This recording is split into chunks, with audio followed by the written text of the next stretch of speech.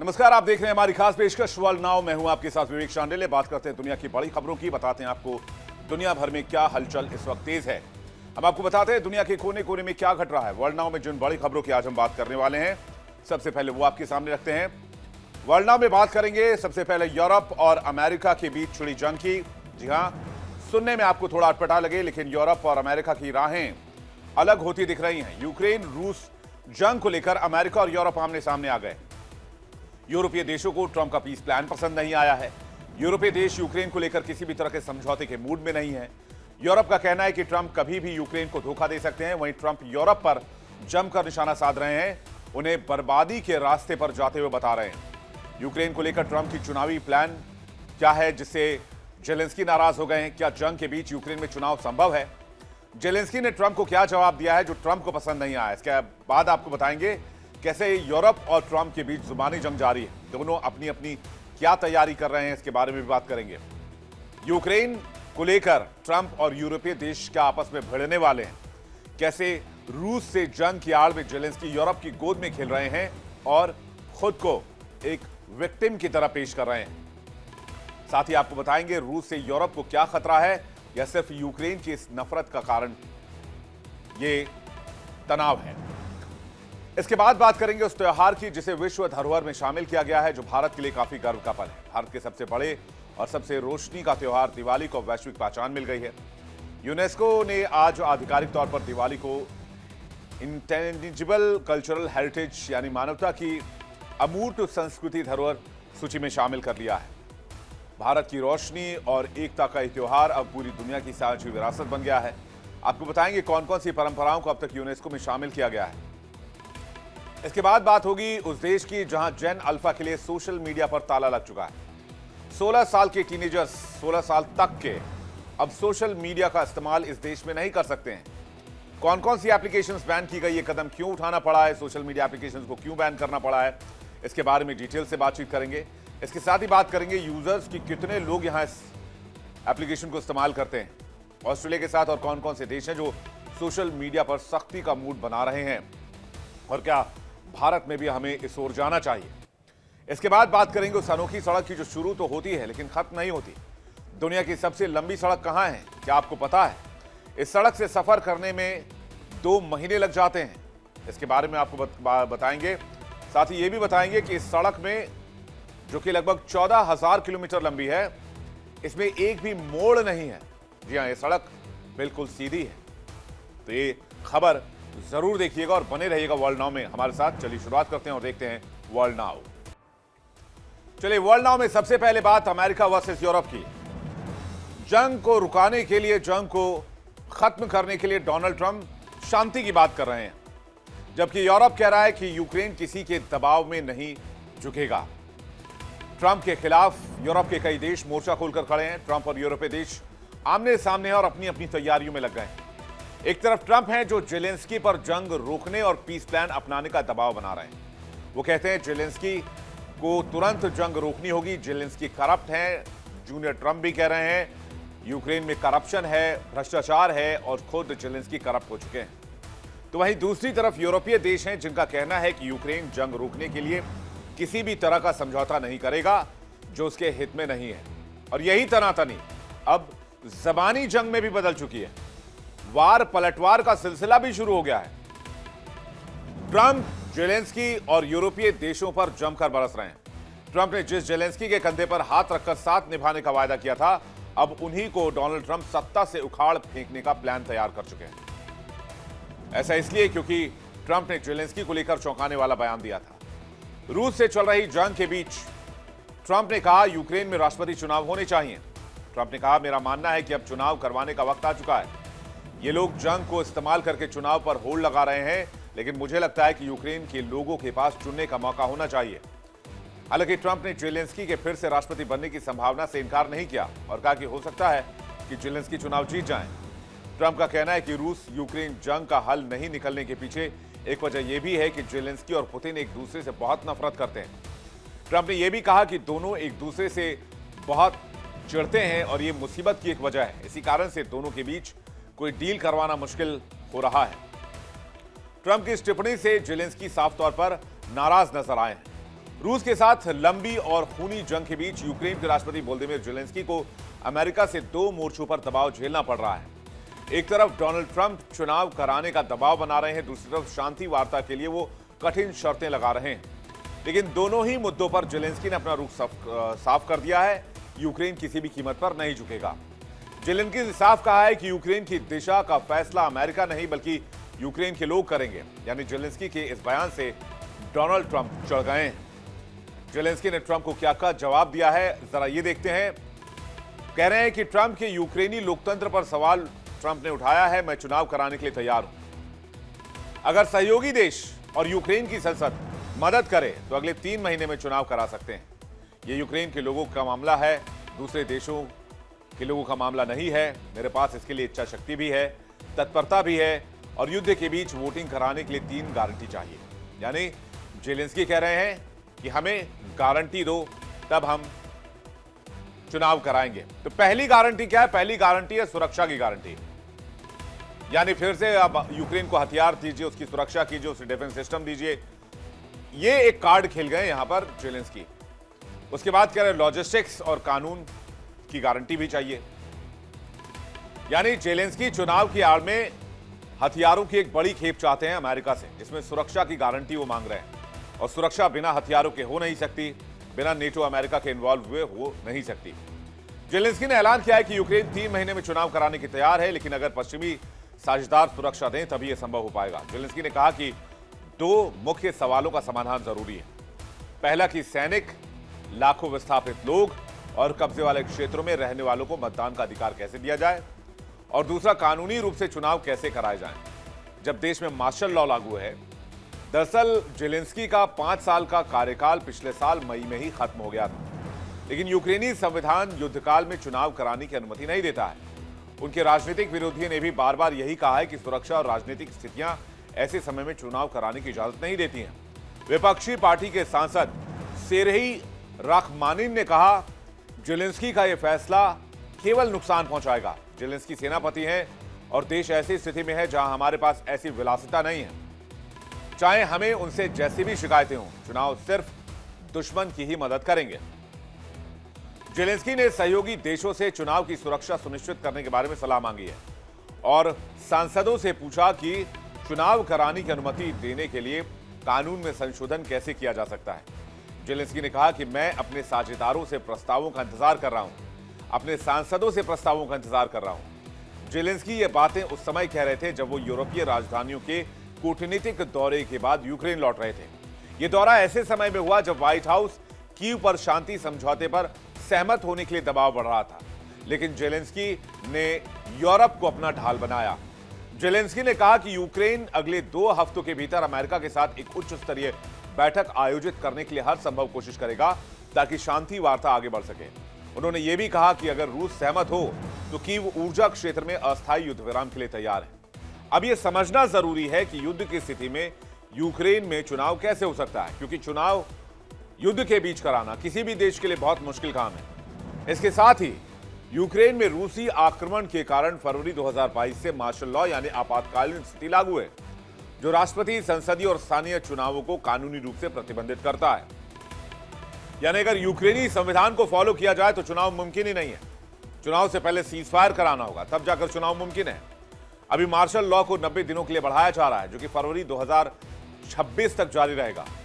युद्धकाल में चुनाव कराने के लिए कदम जरूरी माने जाते हैं। कौन से कदम हैं जो युद्धकाल में चुनाव करा सकते हैं, आइए देखते हैं। तो अव्वल तो ये कि सबसे पहले रूसी हमलों से मतदाता, उम्मीदवार और मतदान केंद्रों को खतरा है तो सुरक्षा की गारंटी चाहिए होगी भाई। मतदान केंद्रों, चुनाव अधिकारियों की सुरक्षा सुनिश्चित करनी होगी। मिसाइल हमलों के जोखिम वाले इलाकों में भूमिगत शेल्टर में मतदान कराना होगा। सेना और पुलिस की तैनाती बढ़ानी पड़ती है। युद्धकालीन कानून में संशोधन करना होगा, यानी कि या यूक्रेन के जो उसका कॉन्स्टिट्यूशन है उसमें अमेंडमेंट करना होगा, तभी जाकर चुनाव संभव है। क्योंकि यूक्रेन में मार्शल लॉ लागू है। मार्शल लॉ के दौरान चुनाव कराने की अनुमति वहां का संविधान नहीं देता है।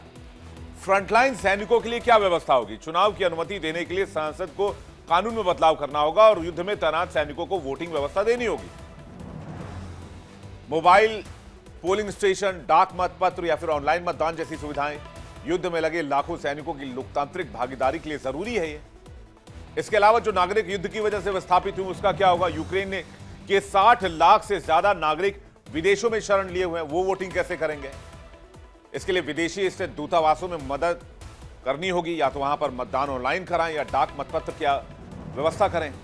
फिर अंतर्राष्ट्रीय सहायता, युद्ध के दौरान निष्पक्ष चुनाव कराना कठिन है, इसलिए ईयू, यूएसए और ओएससी जैसी संस्थाओं से तकनीकी और सुरक्षा संबंधी मदद ली जाती है। अंतर्राष्ट्रीय पर्यवेक्षक चुनाव की पारदर्शिता पर भरोसा बढ़ाते हैं। संचार और ऊर्जा अवसंरचना, रूसी हमले से पहले ही बिजली इंटरनेट प्रभावित है। चुनावी सिस्टम को बैकअप के लिए सुरक्षित सर्वर चाहिए। लेकिन अगर शांति वार्ता सफल होती है तो मार्शल लॉ हटने के बाद 6 महीने में चुनाव कराए जा सकते हैं। यह यूक्रेन की लोकतांत्रिक वैधता को बनाए रखने के लिए जरूरी है, लेकिन युद्ध की प्राथमिकता बनी रहेगी। यूक्रेन इन्हीं कदमों पर चर्चा कर रहा है, पर यह निर्णय मुख्य रूप से युद्ध की स्थिति और सुरक्षा सुनिश्चित करने पर निर्भर करेगा। लेकिन यहीं आती है दूसरी समस्या। ट्रंप की मांग की जेलेंस्की शांति समझौते के लिए रियायतें दें, क्योंकि यूक्रेन युद्ध मैदान पर हार रहा है और रूस की बढ़त है। ट्रंप के शब्दों में, अगर आप हार रहे हो तो आपको चीजें स्वीकार करनी पड़ती हैं, आप बैकफुट पर होते हो। उनका कहना है कि यूक्रेन ने बहुत जमीन खो दी है। ट्रंप से सवाल किया गया कि लगभग 4 सालों से चल रही इस जंग में कौन हार रहा है। इस पर जवाब देते उन्होंने कहा कि 2022 से शुरू हुई इस जंग में यूक्रेन ने अपने कई इलाके रूस के हाथों खो दिए हैं। यानी एक तरफ ट्रंप जेलेंस्की पर चुनाव कराने का दबाव बना रहे हैं, तो दूसरी तरफ उन्हें यह भी कह रहे हैं कि रूस की शर्तें मानो। यह ऐसे समय में हो रहा है जब जेलेंस्की यूरोपीय नेताओं फ्रांस, जर्मनी और ब्रिटेन के साथ मिलकर अभी आए संशोधित शांति प्रस्ताव पर काम कर रहे हैं। जेलेंस्की ने कहा है कि पीस प्लान में सुधार कर दस्तावेज जल्दी अमेरिका को सौंपे जाएंगे। यह दस्तावेज युद्ध खत्म करने के संभावित कदमों और भविष्य की सुरक्षा गारंटियों का ब्लूप्रिंट होगा। लेकिन यहां भी रास्ता आसान नहीं है। रूस का ताजा रुख पहले से ज्यादा कठोर है। व्लादिमीर पुतिन ने दावा किया है कि जेलेंस्की अब वैध राष्ट्रपति नहीं है और कहा है कि किसी भी समझौते से पहले यूक्रेन को पूरा डोनबास का इलाका रूस के नाम करना होगा। यह बात जेलेंस्की जीते जी नहीं मानेंगे, लिख के ले लीजिए, मैं आपको कह के दे रहा हूं। और इसलिए डोनाल्ड ट्रंप कह रहे हैं कि इन दोनों के बीच 36 का आंकड़ा है, बहुत ज्यादा नफरत है, इसलिए इन दोनों नेताओं के बीच सीज फायर नहीं हो सकता। इसलिए डोनाल्ड ट्रंप प्रेशराइज कर रहे हैं कि इलेक्शन कराओ, जेलेंस्की की जगह कोई दूसरा लीडर आए तो शायद वो पुतिन के साथ बैठने के लिए तैयार हो जाए और पुतिन उसके साथ बैठने के लिए तैयार हो जाए। जबकि जेलेंस्की डोनबास और डोनेट्स्क को लेकर कह चुके हैं कि यह शर्त बिल्कुल अस्वीकार्य है। वहीं ट्रंप ने इससे पहले जेलेंस्की के रवैये को लेकर नाराजगी जाहिर की। ट्रंप ने कहा था कि मैं थोड़ा निराश हूं, लेकिन राष्ट्रपति जेलेंस्की ने प्रस्ताव अभी तक पढ़ा ही नहीं है। रूस इसके लिए तैयार है, लेकिन मैं नहीं जानता जेलेंस्की तैयार है या नहीं। ट्रंप ने दावा किया कि यूक्रेन की जनता प्रस्ताव को पसंद कर रही, जबकि नेतृत्व संकोच कर रहा है। यही नहीं, अभी जूनियर ट्रंप भी यूक्रेन विजिट करके गए।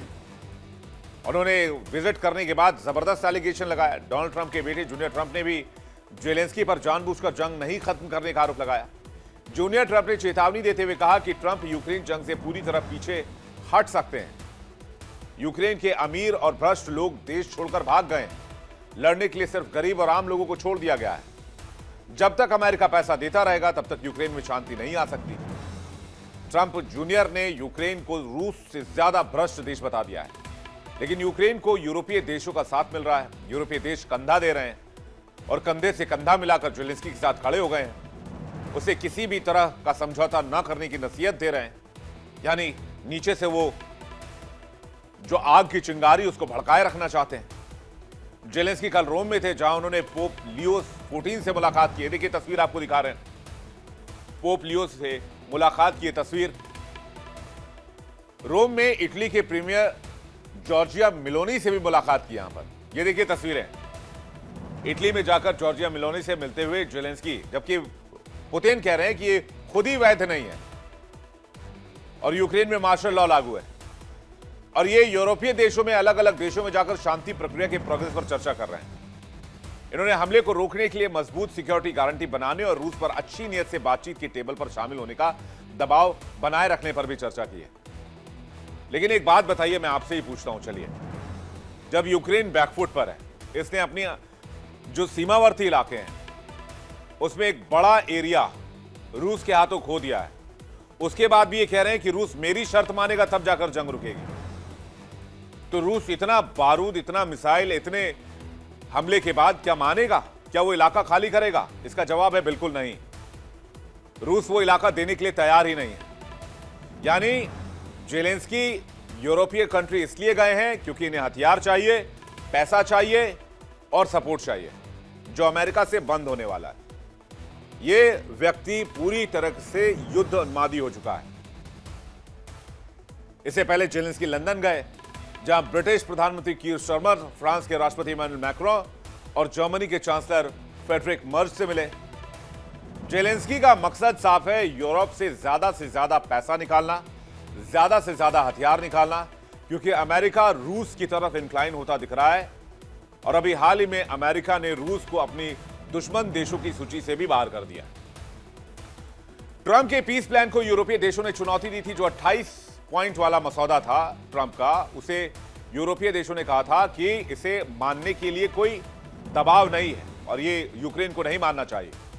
फिर यूरोपीय देश 24 पॉइंट वाला पीस प्लान लेकर आए और अब डोनाल्ड ट्रंप यूरोपीय देशों को वार्न कर रहे हैं कि यूरोपीय कंट्री जो कर रहे हैं वो ठीक नहीं कर रहे हैं।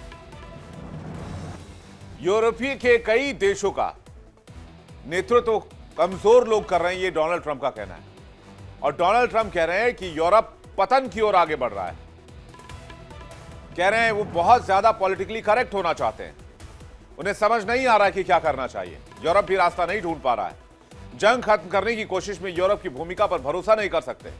यूरोप ने अपनी बॉर्डर पॉलिसी नहीं बदली तो कुछ देश आगे चलकर भी ठीक से टिक नहीं पाएंगे। लंदन और पेरिस जैसे शहर प्रवासियों के बोझ तले दबते जा रहे हैं।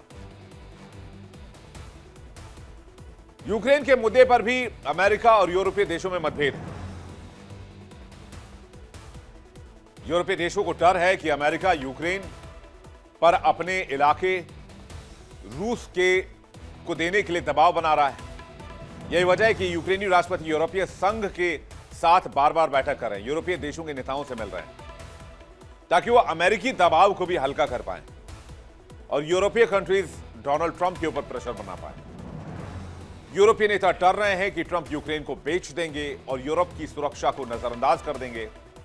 इसलिए ईयू इस समय विचार कर रहा है कि अगर ट्रंप की सरकार यूक्रेन के साथ जारी मदद सहयोग छोड़ देती है तो वो यूएस ट्रेजरी सिक्योरिटीज यानी कि अमेरिकी सरकार के बॉन्ड को बेचने का विकल्प अपना चुन सकते हैं। अब यूरोप ने ट्रंप की नब्ज पर प्रहार करने की कोशिश की है। कैसे, इसे थोड़ा सा समझना होगा। आइए देखते हैं। ईयू ब्रिटेन ने अमेरिकी बॉन्ड बेचने की धमकी दी है, यानी जो ट्रेजरी बॉन्ड अमेरिका में इन देशों ने खरीद रखे हैं। बॉन्ड की मौजूदा कीमत 2,34,000 करोड़ रुपए है। अमेरिकी बॉन्ड कर्ज के बदले में आर्थिक सिक्योरिटी होते हैं। ब्रिटेन के पास 60 लाख करोड़ रुपए के बॉन्ड हैं।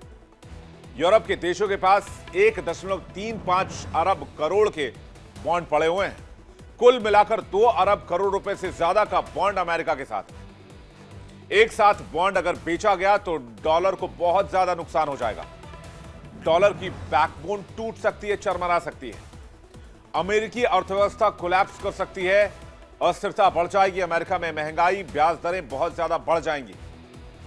यानी यूरोप ने कहा है कि हम इस ब्रह्मास्त्र का इस्तेमाल तभी करेंगे जब ट्रंप यूक्रेन को धोखा दे देंगे। यह यूरोप द्वारा अपनाई जा रही आर्थिक दबाव की रणनीति है। एक तरह का आप इसे न्यूक्लियर ऑप्शन देखिए, ब्रह्मास्त्र देखिए, जो दिखाती है कि अगर भू राजनीतिक रिश्ते बिगड़े तो आर्थिक न्यूक्लियर हथियार का इस्तेमाल हो सकता है। यह आर्थिक मामलों का न्यूक्लियर हथियार है।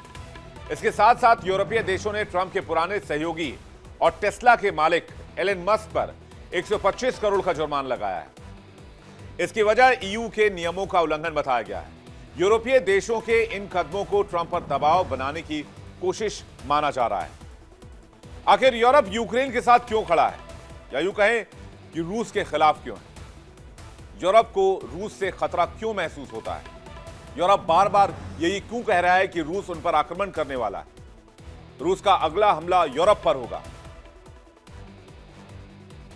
यूरोप मानता है कि रूस उसके लिए बहुआयामी खतरा है, जिसमें सैन्य आक्रमण की संभावना, हाइब्रिड युद्ध और राजनीतिक अस्थिरता शामिल है। यह खतरा 2022 में यूक्रेन पर रूस के पूर्ण आक्रमण के बाद बढ़ा और 2025 में भी यह युद्ध जारी है और यूरोप का यह खतरा भी जारी है। ईयू और नेटो ने इसे एक व्यवस्थित और लंबे समय तक चलने वाले खतरे के तौर पर पहचाना है, जो न पूर्वी यूरोप बल्कि पूरे महाद्वीप की सुरक्षा को प्रभावित कर रहा है। यूरोप को रूस से खतरा क्या है, इसे समझना होगा। आइए देखते हैं। रूस ने 2004 में क्रीमिया को कब्जा लिया, 2022 में पूरे यूक्रेन पर हमला कर दिया। इससे यूरोपीय देश डर गए, खासकर पूर्वी यूरोप को डर लग गया कि रूस अपनी सैन्य शक्ति से पड़ोसी देशों को दबा सकता है और यूरोप में दाखिल हो सकता है। रूस की सैन्य शक्ति नेटो के लिए भी खतरा मानी जा रही है। ऊर्जा और गैस पर निर्भरता का खतरा है। यूरोप रूसी गैस और तेल पर बहुत ज्यादा तक निर्भर है।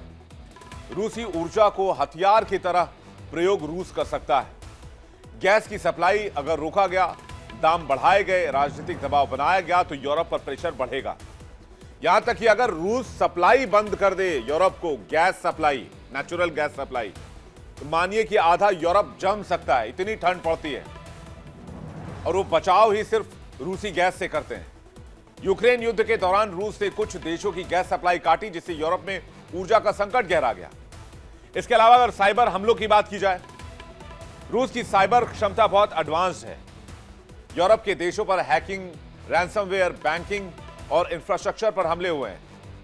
प्रोपेगेंडा का भी खतरा है। रूस पर आरोप है कि वो यूरोपीय देशों में प्रोपेगेंडा फैलाता है, गलत सूचना, fake news campaign, social media manipulation करता है। इससे यूरोपीय देशों की लोकतांत्रिक संस्थाओं और चुनाव पर असर पड़ सकता है। भौगोलिक विस्तारवाद जो सबसे मुख्य मुद्दा है। रूस सोवियत क्षेत्र में अपना प्रभाव बढ़ाना चाहता है। वैसे भी पुतिन का सपना है यूएसएसआर का अखंड रूस बनाने का, जिसमें बेलारूस, जॉर्जिया, मोल्दोवा, आर्मेनिया में खतरा है। यूरोप को डर है कि रूस पड़ोसी देशों में हस्तक्षेप कर सुरक्षा को हिला सकता है। इसके अलावा न्यूक्लियर और मिसाइल खतरा भी है। रूस दुनिया की सबसे बड़ी परमाणु शक्ति है, अमेरिका से भी बड़ी। यूरोप के कई शहर रूसी मिसाइल के रेंज में आते हैं। यूक्रेन युद्ध के दौरान रूस ने कई बार न्यूक्लियर चेतावनी भी दी है। इससे यूरोपीय देशों में सुरक्षा को लेकर बहुत ज्यादा चिंता बढ़ गई है। ट्रंप और यूरोपीय देशों के बीच लगातार खाई बढ़ रही है। इस तनातनी के बीच ट्रंप को अब रूस से समर्थन भी मिलने लगा है। अमेरिकी राष्ट्रपति डोनाल्ड ट्रंप ने एक बार फिर साबित कर दिया है कि उनके दिल में व्लादिमीर पुतिन के लिए सॉफ्ट कॉर्नर कहीं ना कहीं है। और सॉफ्ट कॉर्नर भी छोड़िए, ऐसा लगता है उनके दिल में पुतिन के लिए कोई खास जगह है। ट्रंप ने अमेरिका की नई नेशनल सिक्योरिटी स्ट्रेटेजी जारी की और उसमें चौंकाने वाली बात यह रही कि रूस को अब अमेरिका के लिए डायरेक्ट थ्रेट नहीं माना गया है। यह फैसला ओबामा और बाइडेन प्रशासन की नीतियों से यूटर्न है। यह बदलाव 5 से 7 दिसंबर 2025 को जारी एनएसएस का हिस्सा है, जो ट्रंप की अमेरिका फर्स्ट और फ्लेक्सिबल रिलीजियम नीति पर आधारित है। दस्तावेज में यूक्रेन युद्ध को जल्द खत्म करने को अमेरिका का कोर इंटरेस्ट बताया गया है। साथ ही यूरोप को सिविलाइजेशन इरेजर का सामना करने वाला कहा गया है, जो नेटो पर अमेरिका के बोझ की आलोचना करता है। चीन को अब सबसे बड़ा रणनीतिक प्रतिद्वंदी घोषित किया गया है। यह बदलाव रूस के 2014 के कीमिया कब्जे और 2022 के यूक्रेन आक्रमण के बाद की कड़ी भाषा से यूटर्न है। ट्रंप ने पुतिन के कई मौकों पर तारीफ की है और शांति के लिए सीधी बातचीत पर जोर दिया है। उधर क्रेमलिन यानी कि रूसी राष्ट्रपति भवन ने ट्रंप के इस दस्तावेज की प्रशंसा की और कहा कि ट्रंप की दुनिया को देखने की नजर पुतिन की नजर से काफी मिलती जुलती है। तो क्या अमेरिका और रूस एक साथ आने जा रहे हैं? और अगर ऐसा हुआ तो यूक्रेन के साथ साथ पूरा यूरोप हिल जाएगा, जिसके संकेत मिल रहे हैं। कई मुद्दों पर ट्रंप सरकार की नीतियां रूस जैसी हैं। ट्रंप और रूस की सोच कई मामलों में समान है। ट्रंप की नीतियां काफी व्यवहारिक हैं। ट्रंप के अंदर पुराने विचारों के आधार पर किया जाने वाला भेदभाव नहीं है। नेटो की विस्तारवादी नीतियों से अलग करके ट्रंप ने क्रांतिकारी कदम उठाया है। इससे दोनों देश परमाणु हथियारों पर बात कर सकते हैं। दुनिया ज्यादा सुरक्षित महसूस कर सकती है। अमेरिका ने आखिरकार सच स्वीकार कर लिया है। रूस कभी अमेरिका के लिए खतरा था ही नहीं। उम्मीद है कि अमेरिका यूक्रेन को हथियार देना बंद करेगा। ये क्रेमलिन का रिएक्शन है ट्रंप के नई पॉलिसी के बाद। अमेरिकी सुरक्षा विभाग की रिपोर्ट में नेटो से आने वाले वक्त में सिर्फ व्यवहारिक मुद्दों पर सहयोग का दावा किया गया है। रूस भी नेटो के विस्तारवादी से ट्रंप की दूरी की सराहना कर रहा है। इसे सवाल उठ रहा है कि क्या ट्रंप और पुतिन कहीं दुश्मन के दुश्मन को दोस्त बनाने वाली नीति तो नहीं अपना रहे हैं। ऐसा इसलिए क्योंकि रूस और यूक्रेन में जारी जंग के बीच डोनाल्ड ट्रंप के सांसद थॉमस मैसी ने अमेरिकी कांग्रेस में एक बिल पेश किया। थॉमस ने बिल के जरिए अमेरिका को नेटो का से अलग करने की मांग की। थॉमस का कहना है कि नेटो एक ट्रस्टेड ऑर्गेनाइजेशन नहीं है, इसलिए तुरंत अमेरिका से अलग हो जाए। हालांकि इस बिल पर डोनाल्ड ट्रंप की रिपब्लिकन पार्टी ने आधिकारिक तौर पर कोई प्रतिक्रिया नहीं दी है। थॉमस मैसी ने जो बिल पेश किया है उसका नाम है not a trusted organisation act, यानी कि नेटो एक्ट। बिल में उन कारणों के बारे में डिटेल से बताया गया है जिसके लिए अमेरिका को नेटो से अलग करने की मांग की गई है। इनमें नेटो अमेरिका के हितों की रक्षा नहीं कर रहा है। नेटो का पूर्व की ओर विस्तार रूस अमेरिका तनाव का कारण बना और नेटो अब विश्वसनीय संगठन नहीं है, यह इसमें प्रमुख रूप से शामिल किया गया है।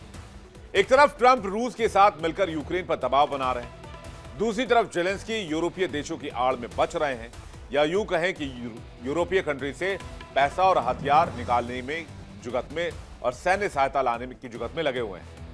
ट्रंप के फैसले के खिलाफ जेलेंस्की लगातार बोल रहे हैं। हालांकि अगर अमेरिका यूक्रेन सैन्य सहायता खत्म करता है तो जाहिर सी बात है यहां पर यूक्रेन और बैकफुट पर जाएगा और कई ऐसे हिस्से हैं यूक्रेन के जो रूसी कब्जे में जा सकते हैं और जिसके बारे में डोनाल्ड ट्रंप ने बार बार जेलेंस्की को चेतावनी दी।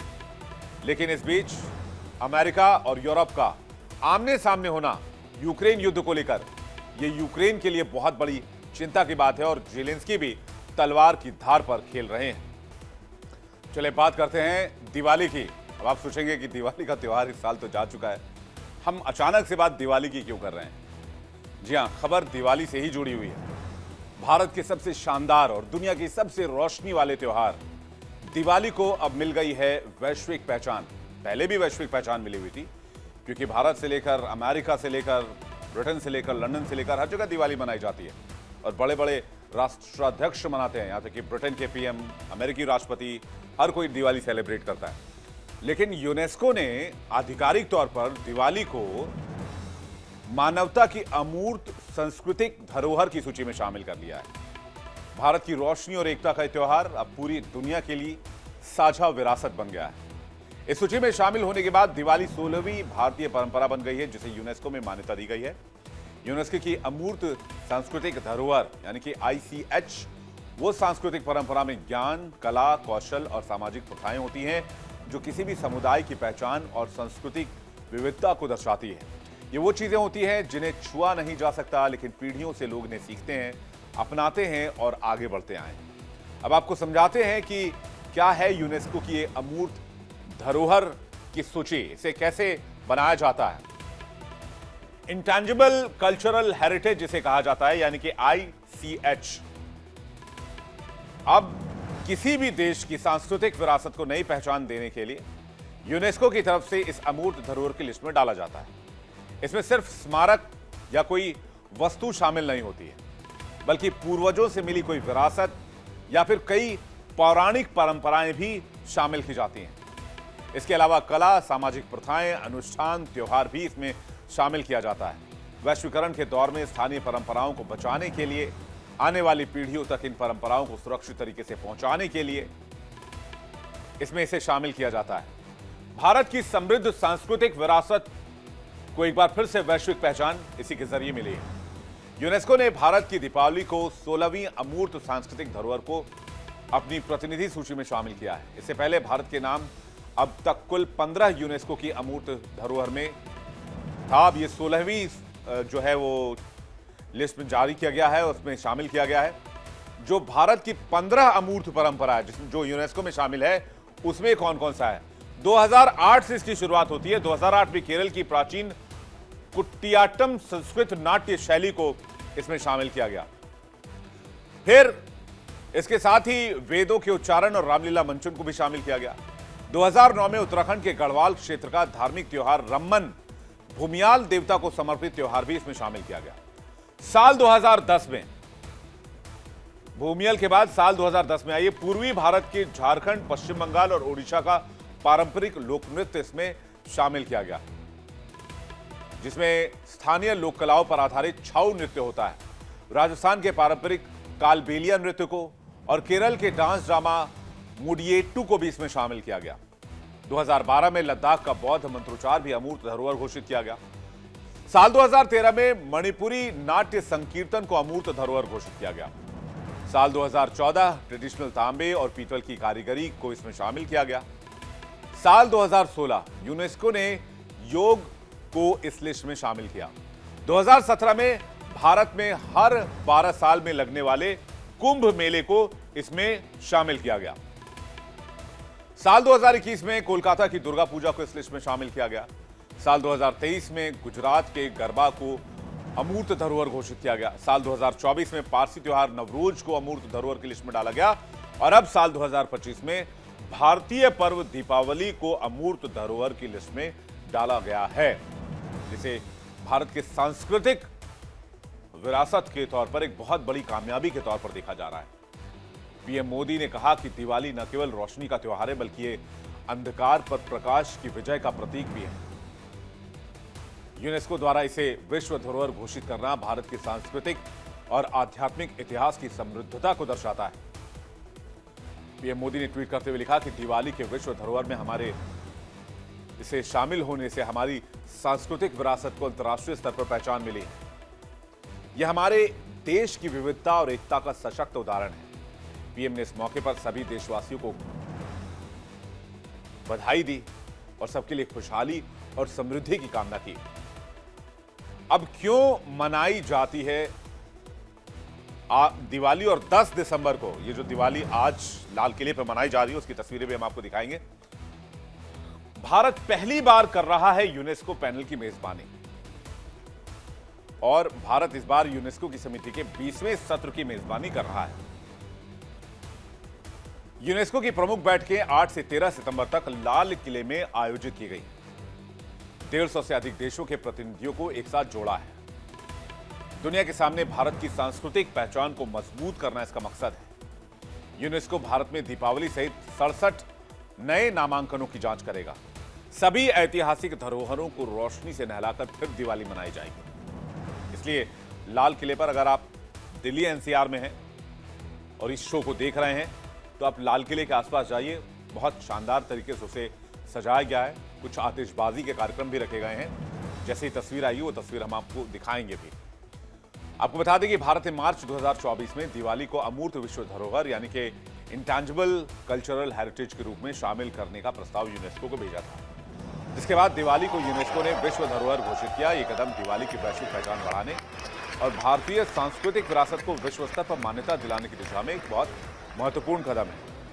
अब जानिए कि क्या है यूनेस्को और इसका उद्देश्य।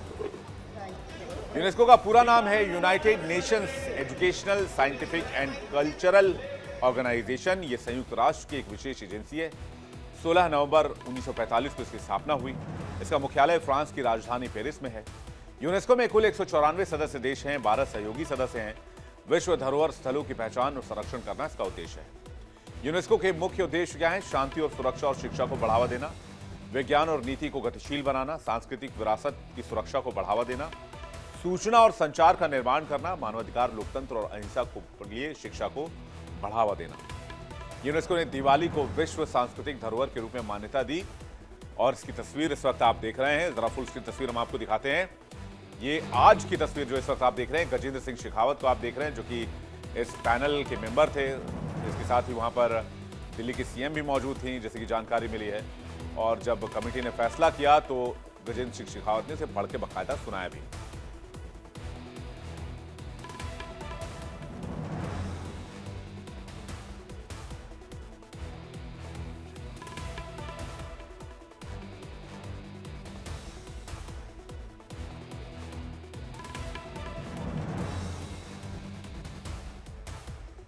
लेकिन क्या आप जानते हैं कि दिवाली की रोशनी सिर्फ भारत ही नहीं बल्कि दुनिया के और भी कई देशों में फैली हुई है। दीपावली का त्यौहार भारत के अलावा कई और देशों में काफी धूमधाम से मनाया जाता है। चलिए जान लेते हैं कौन कौन से देशों में दिवाली काफी धूमधाम से मनाई जाती है। नेपाल में दिवाली को तिहार के नाम से मनाया जाता है। श्रीलंका में दिवाली को बड़े उत्साह के साथ मनाया जाता है। यहाँ के तमिल समुदाय से खासतौर पर मनाते हैं। मलेशिया में इसे हरी दीपावली कहा जाता है।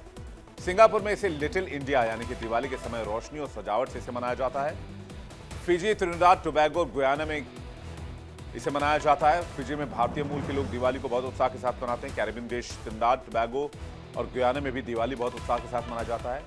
यूके में, संयुक्त राज्य अमेरिका में और कनाडा में बहुत जोश के साथ मनाया जाता है। बड़ी संख्या में भारतीय रहते हैं और इन्होंने दिवाली मनाने की परंपरा की शुरुआत की और इसमें अब पूरा देश शामिल हो गया है। लिसेस्टर में होने वाली दिवाली परेड दुनिया की सबसे बड़ी दिवाली सेलिब्रेशंस में एक मानी जाती है। ऑस्ट्रेलिया और न्यूजीलैंड में भी दिवाली मनाई जाती है। सिडनी और मेलबर्न और न्यूजीलैंड में दिवाली का फंक्शन बड़े पैमाने पर किया जाता है। स्थानीय सरकारें अक्सर इन आयोजनों में सहयोग करती हैं, जिससे यह त्यौहार एक बहुसांस्कृतिक और वैश्विक त्यौहार बन गया है। यानी अब दिवाली केवल भारत का त्यौहार नहीं है, ये भारत द्वारा दिया गया विश्व का मानव सभ्यता का उत्सव बन गया है, मानव सभ्यता का त्यौहार बन गया है, जो अंतर्राष्ट्रीय मंचों पर भारत की सांस्कृतिक विविधता, भारत की विरासत और भारत की सॉफ्ट कूटनीति को, सॉफ्ट डिप्लोमेसी को दर्शाता है। भारत और विदेशों में रहने वाले भारतीय समुदाय के लिए गर्व की बात है। उनके त्यौहार को विश्व ने स्वीकारा है। इससे सांस्कृतिक जुड़ाव और पहचान दोनों मजबूत होंगे। चलिए आगे बढ़ते हैं। बात अगली खबर की। वर्ल्ड नाउ में एक बहुत इंपॉर्टेंट खबर आपको बताने जा रहे हैं, इसे ज्यादा से ज्यादा शेयर कीजिएगा। ऑस्ट्रेलिया से खबर है, टीनेजर्स के लिए सोशल मीडिया बैन कर दिया गया है और ऑस्ट्रेलिया पहला देश बन गया है जहां पर सोशल मीडिया को बैन किया गया है। 16 साल से कम उम्र के लड़के और लड़कियां सोशल मीडिया प्लेटफॉर्म नहीं चला पाएंगे। नया कानून 10 दिसंबर से लागू कर दिया गया है और सोशल मीडिया कंपनियों को ऑर्डर भेजे जा चुके हैं। पेनल्टी का प्रावधान है, हालांकि पेरेंट्स और टीनेजर्स पर कोई पेनल्टी नहीं लगेगी। ये रोक ऑस्ट्रेलिया सरकार के नवंबर 2024 में पास हुए ऑनलाइन सेफ्टी अमेंडमेंट बिल से लागू किया गया है। इस कानून का मकसद बच्चों को ऑनलाइन हानिकारक कंटेंट और साइबर जोखिम से बचाना है। इस फैसले को लागू करने के लिए सोशल मीडिया कंपनियों को टीनेजर्स के लिए अकाउंट डिलीट करने का ऑर्डर भी दे दिया गया है। ऐसा न करने वाली कंपनियों को भारी भरकम पेनल्टी देनी होगी। कंपनियों पर 4.95 करोड़ ऑस्ट्रेलियाई डॉलर की पेनल्टी लगाई जाएगी। यानी अब 16 साल की कम उम्र के बच्चे TikTok, YouTube, Instagram, Facebook, WhatsApp, Snapchat जैसे ऐप्स का इस्तेमाल नहीं कर पाएंगे। ऑस्ट्रेलिया सरकार के इस फैसले के बाद प्रधानमंत्री एंथनी एल्बनीज ने एक वीडियो संदेश भी जारी किया, जिसमें एल्बनीज ने इस फैसले को परिवारों की सबसे वापसी का एक जरिया बताया। उन्होंने कहा कि बच्चों की जिंदगी में अब परिवार वापस आ पाएगा। उन्होंने कहा कि यह कदम बच्चों को सिर्फ अपनी बचपन जीने का अधिकार देगा और माता पिता को अधिक मानसिक शांति प्रदान करेगा। एल्बनीज ने यह भी कहा कि दुनिया ऑस्ट्रेलिया की ओर देख रही है। अगर ऑस्ट्रेलिया कर सकता है तो बाकी देश भी कर सकते हैं। ऑस्ट्रेलिया के प्रधानमंत्री एंथनी एल्बनीज ने इसे देश के लिए गर्व का दिन बताया। उन्होंने कहा कि ये वो दिन है जब ऑस्ट्रेलियाई परिवार इन बड़ी टेक कंपनियों से अपनी ताकत वापस ले रही है। वो बच्चों के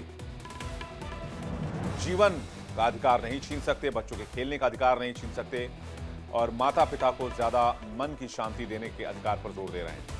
हालांकि हम ये मानते हैं कि आसान नहीं रहेगा। बच्चों पर सोशल मीडिया के बढ़ते दुष्प्रभाव ने दुनिया भर की सरकारों की नींद उड़ाई हुई है। नींद, पढ़ाई, मानसिक सेहत पर पड़ रहे असर ने कई देशों को सोचने पर मजबूर कर दिया है। ऐसे में वाकई ऑस्ट्रेलिया का एक कदम बाकी देशों के लिए भी नजीर है। क्या भारत को भी इसे अपनाना चाहिए? बहुत बड़ा सवाल है। किस तरह से रोड मैप बनाया जा सकता है और आने वाले वक्त में कई देश इसी राह पर चलते नजर आ सकते हैं। ऑस्ट्रेलिया ने जिन एप्लीकेशंस को बैन किया है, कौन से एप्लीकेशंस है, जरा जल्दी से नजर डाल लेते हैं। जो 16 साल तक के बच्चों के लिए बैन रहेगा, उन एप्लीकेशन पर नजर डाल लेते हैं। Facebook, Instagram, TikTok, Snapchat, x, YouTube, Reddit, Twitch, kick और थ्रेड्स को भी बैन कर दिया गया। ये वो एप्लीकेशन हैं जिनको बैन किया गया है। साफ तौर पर आप देख सकते हैं, लिस्ट लगा दी है मैंने। इन एप्लीकेशंस को 16 साल से कम उम्र के बच्चे नहीं चला पाएंगे, ऑपरेट नहीं कर पाएंगे ऑस्ट्रेलिया में। ई सेफ्टी कमिश्नर ने संकेत दिया है, अगर बैन लागू होने के बाद बच्चे लेमनेट जैसे बाकी प्लेटफॉर्म पर चले जाते हैं तो उन प्लेटफॉर्म को भी सूची में जोड़ा जा सकता है और वहां से भी किशोरों के अकाउंट बंद कर दिए जाएंगे, बैन किए जाएंगे। बैन किए गए प्लेटफॉर्म्स को पहले से ही पता था कि कौन उनकी सर्विस का इस्तेमाल कर रहा है, क्योंकि अकाउंट खोलते समय यूजर्स अपनी जन्मतिथि दर्ज करते हैं। अब नए कानून के तहत उन्हें सक्रिय रूप से उनकी उम्र वेरीफाई करनी होगी। ज्यादातर यूजर्स वीडियो सेल्फी का विकल्प चुनते हैं। इसमें चेहरे के डेटा पॉइंट्स का इस्तेमाल करके उम्र का अनुमान लगाया जाता है। कौन से प्लेटफॉर्म इस बैन में शामिल नहीं है, ये भी आपको बता देते हैं। कौन से प्लेटफॉर्म को बैन नहीं किया गया है। रॉब्लॉक्स को बैन नहीं किया गया है। रॉब्लॉक्स एक बेसिकली ऑनलाइन गेमिंग प्लेटफॉर्म है। पिंटरेस्ट को बैन नहीं किया गया। यूट्यूब किड्स को नहीं बैन किया गया। YouTube kids specially for kids है। इसके अलावा डिस्कॉर्ड को बैन नहीं किया गया। व्हाट्सएप को बैन नहीं किया गया। लेमिनेट को बैन नहीं किया गया। गिटहब को बैन नहीं किया गया। लीगो प्ले को बैन नहीं किया गया। स्ट्रीम और स्ट्रीम चैट को बैन नहीं किया गया और गूगल क्लासरूम को भी बैन नहीं किया गया है। ये वो एप्लीकेशन है जिन्हें अभी भी बच्चे ऑपरेट कर सकते हैं। वहां पर कम्युनिकेशन मिनिस्टर अनिका विल्स ने कहा है कि कंपनियों को कानून से सहमत होना जरूरी नहीं है, लेकिन सभी ने ऑस्ट्रेलियाई कानून के पालन करने की प्रतिबद्धता जताई है। उन्होंने कहा कि ऑस्ट्रेलिया में काम करने वाली कोई भी कंपनी ऑस्ट्रेलिया के कानून से ऊपर नहीं है। उन्होंने कहा कि टिकटॉक के 2 लाख से ज्यादा अकाउंट पहले ही बंद कर दिए गए हैं। उससे चेतावनी दी कि जो बच्चे अभी भी नियम से बच रहे हैं उन्हें भी अंततः पकड़ा जाएगा। जैसे कोई बच्चा वीपीएन का उपयोग करके खुद को नॉर्वे में दिखाए, लेकिन अगर वो नियमित रूप से ऑस्ट्रेलियाई बीच या स्कूल गतिविधियों की तस्वीर पोस्ट करेगा तो पकड़ में इजीली आ जाएगा। इस प्रतिबंध के बाद ऑस्ट्रेलिया के बाकी 20 million social media users social media पर रह जाएंगे, जो आबादी का लगभग 4वां-5वां हिस्सा है। Australia bureau of statistics ABS के मुताबिक कितने टीनेजर्स सोशल मीडिया यूजर्स हैं ऑस्ट्रेलिया में? ऑस्ट्रेलिया की आबादी कितनी है? ऑस्ट्रेलिया की आबादी जो है वो लगभग 2 करोड़ 70 लाख के करीब है, यानी बहुत बड़ी आबादी नहीं है। 10 से 14 साल की उम्र की आबादी 0.17 करोड़ यानी कि 17 लाख के आसपास आप मान लीजिए, और लगभग 22-23 लाख बच्चे सोशल मीडिया इस्तेमाल करते हैं। 96% किशोर जो है वो सोशल मीडिया प्लेटफॉर्म पर मौजूद हैं और सोशल मीडिया यूज करते हैं। 13 से 15 साल की उम्र के लगभग 3,50,000 इंस्टाग्राम यूजर्स हैं और 1,50,000 फेसबुक अकाउंट हैं। जिन सोशल अकाउंट्स को सरकार ने बैन किया है उनके टीन यूजर्स ऑस्ट्रेलिया में सबसे ज्यादा हैं। ज्यादातर बच्चे 3 से 4 प्लेटफॉर्म एक साथ यूज करते हैं। टीनेजर्स 2 से 3 घंटे सोशल मीडिया पर बिताते हैं। 38% 3 घंटे से ज्यादा सोशल मीडिया इस्तेमाल करते हैं। 2024 के स्टैटिटा और ई सेफ्टी रिपोर्ट के मुताबिक किन प्लेटफॉर्म पर टीनेजर्स सबसे ज्यादा हैं? स्नैपचैट पर सबसे ज्यादा टीनेजर्स मौजूद हैं, सबसे ज्यादा इस्तेमाल करते हैं।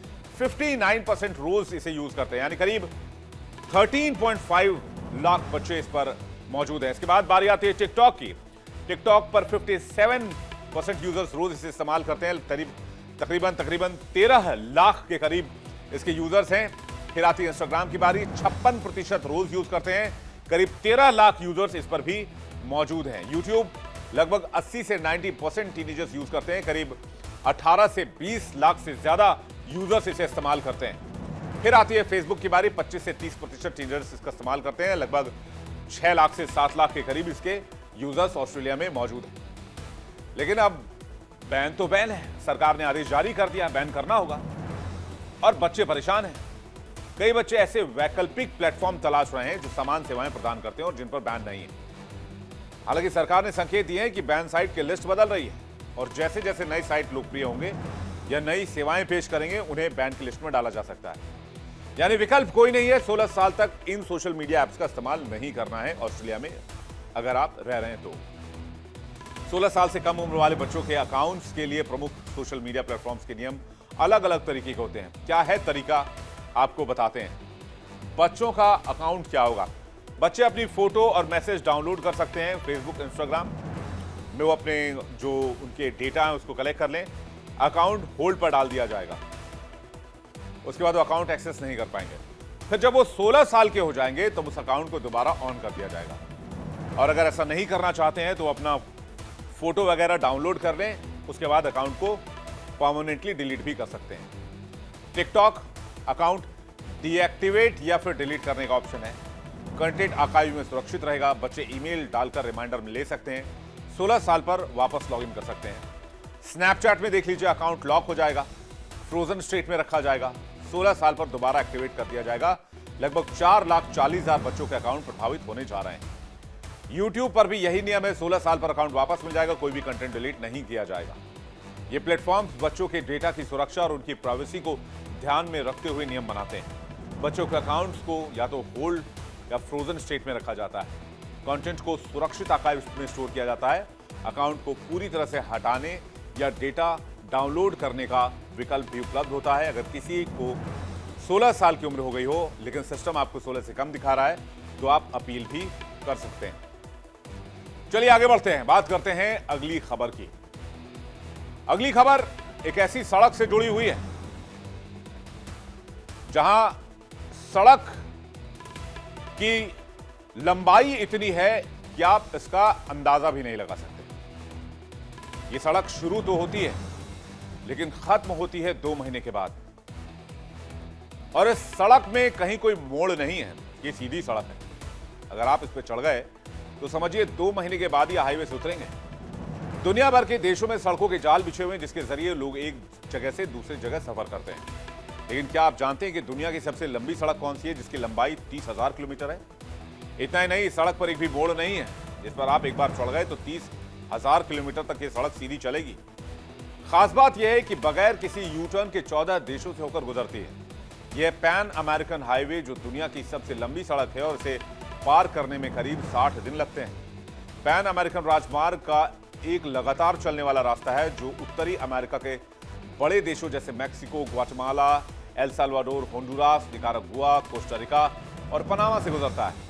फिर दक्षिण अमेरिका के देश जैसे कोलंबिया, इक्वाडोर, पेरू, चिली और अर्जेंटीना से भी होकर निकलती है। यह हाईवे कई रिकॉर्ड अपने नाम कर चुकी है और एक भी यूटर्न नहीं। सबसे दिलचस्प बात यह है कि पूरी यात्रा के दौरान ट्रेवलर को एक बार भी मुड़ना नहीं पड़ता है, यानी कोई यूटर्न नहीं। पूरा रूट सीधी दिशा में आगे बढ़ता है और अलग अलग देशों की सड़कों से गुजरते हुए दक्षिण अमेरिका के अंतिम छोर तक जाता है।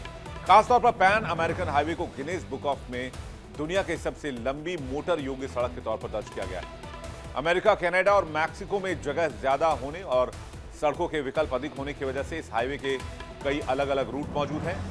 हर मौसम, हर भूभाग, एक सड़क पर दुनिया के कई रूप। पैन अमेरिकन हाईवे सिर्फ लंबाई में विशाल नहीं बल्कि अनुभवों में भी अनोखा है। कहीं घने वर्षावन वाले जंगल हैं, कहीं तपता हुआ रेगिस्तान है, कहीं पहाड़ी रास्ते हैं, कहीं ठंडी बर्फीली चोटियां हैं। ऐसा रूट शायद दुनिया में दूसरा नहीं है जहां हर कुछ 100 किलोमीटर के बाद मौसम और भूगोल पूरी तरीके से बदल जाता है।